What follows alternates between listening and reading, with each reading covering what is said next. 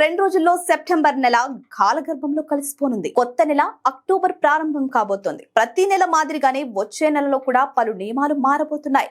LPG నుంచి UPI, రైల్వేలు, pension వంటి వాటిల్లో మార్పులు చోటు చేసుకునున్నాయి. ఈ మార్పులు సామాన్యుల జేబులపై ప్రత్యక్ష ప్రభావాన్ని చూపనున్నాయి. ఎల్పీజీ ధరలలో మార్పు ప్రతి నెల 1వ తారీఖున చమురు సంస్థల ధరలపై సమీక్షిస్తాయి. కొత్త నెల ప్రారంభంతో ఎల్పీజీ ధరలు మారొచ్చు. ఈ సిలిండర్ ధర చివరిగా ఏప్రిల్ 8, 2025న ఢిల్లీ, ముంబై నుండి కోల్కతా, చెన్నై వరకు నగరాల్లో సవరించబడింది. రైల్వే టికెట్ బుకింగ్ లో అనేక మార్పులు. అక్టోబర్ ప్రారంభంతో రైల్వేలు కూడా దాని నియమాలలో చాలా వాటిని మార్చబోతున్నాయి. ఇటీవల రైల్వే టికెట్లలో జరుగుతున్న మోసాన్ని ఆపడానికి రైల్వేలు కీలక నిర్ణయం తీసుకున్నారు.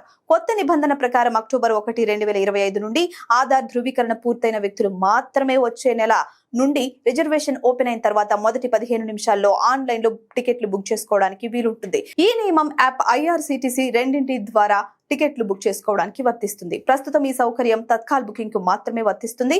పెన్షన్ కు సంబంధించిన నియమాలలో కూడా మార్పులు వచ్చాయి. కొత్త నెల ప్రారంభంతో NPS, UPS, Atal pension Yojana, NPS lite చేరాయి. Pension fund regulatory and development authority సిఆర్ఏలు వసూలు చేసే రుసుములను సవరించింది. ఈ మార్పులు అక్టోబర్ 1 నుంచి అమల్లోకి వస్తాయి. కొత్త నియమాన్ని అనుసరించి ప్రభుత్వ ఉద్యోగులు ఇప్పుడు కొత్త ప్లాన్ తెరవడానికి ఈ ప్లాన్ కిట్ కోసం ₹18 చెల్లించాలి. ఎన్పీఎస్ లైట్ చందాదారులకు కూడా ఫీజు నిర్మాణం సరళీకృతం చేయబడింది. యూపీఐకి సంబంధించిన చెల్లింపులలో కూడా మార్పులు. అక్టోబర్ 1 నుండి యూనిఫైడ్ పేమెంట్స్ ఇంటర్ఫేస్ వినియోగదారులకు పెద్ద మార్పులు వస్తున్నాయి. కొత్త నెల ప్రారంభంతో పీర్ లావాదేవీలు తీసివేయబడవచ్చు. ఈ యూపీఐ ఫ్యూచర్ వినియోగదారులలో బాగా ప్రాచుర్యం పొందిన ఫ్యూచర్.